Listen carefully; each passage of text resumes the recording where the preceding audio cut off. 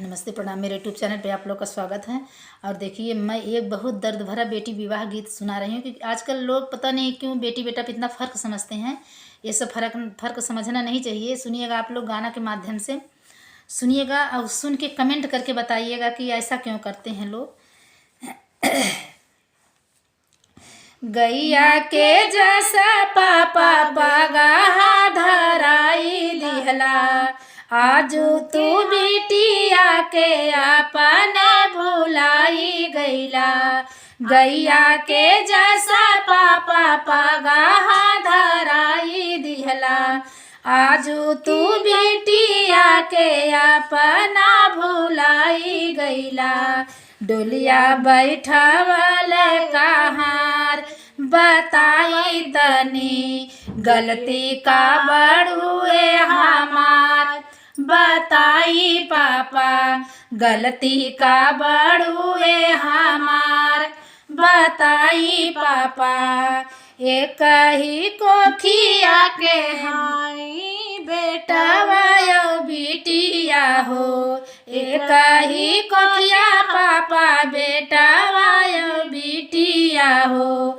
आज काहे करत बाटा पापा दुई नीतिया हो, आज काहे करत बाटा पापा दुई नीतिया हो।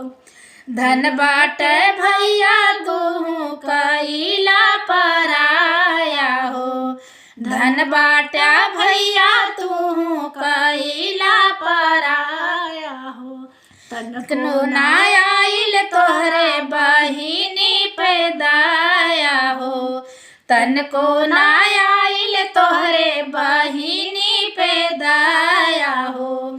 रोवताटी माइया हमार बतावा तनी, गलती का गईली हमार बतावा तनी, गलती का बड़ुए हमार बताई पापिया, गलती का बड़ुए हमार बतावा पापा। गैया के जैसा पापा पगाहा धराई दिहला, आजू तू बिटिया के अपने भुलाई गईला।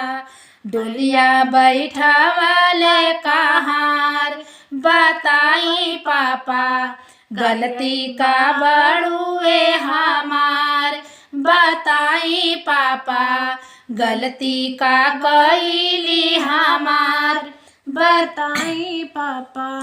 बचपन में पाला पापा कैला दुलारवा हो, जंघिया बैठा के पापा जंघिया बैठाई पापा दिहा कन्यादानमा हो।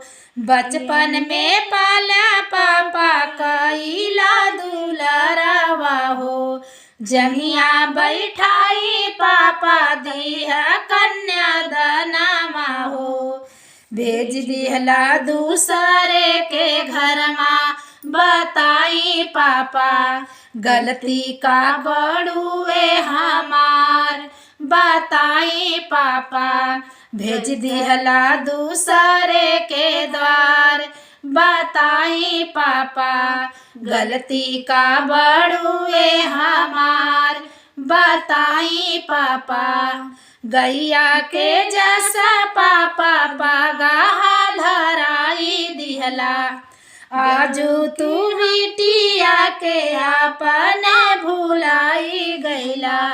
डोलिया बैठावल कहार बताई पापा, गलती का बड़ुए हमार बताई पापा, गलती का बड़ुए हमार बताई पापा।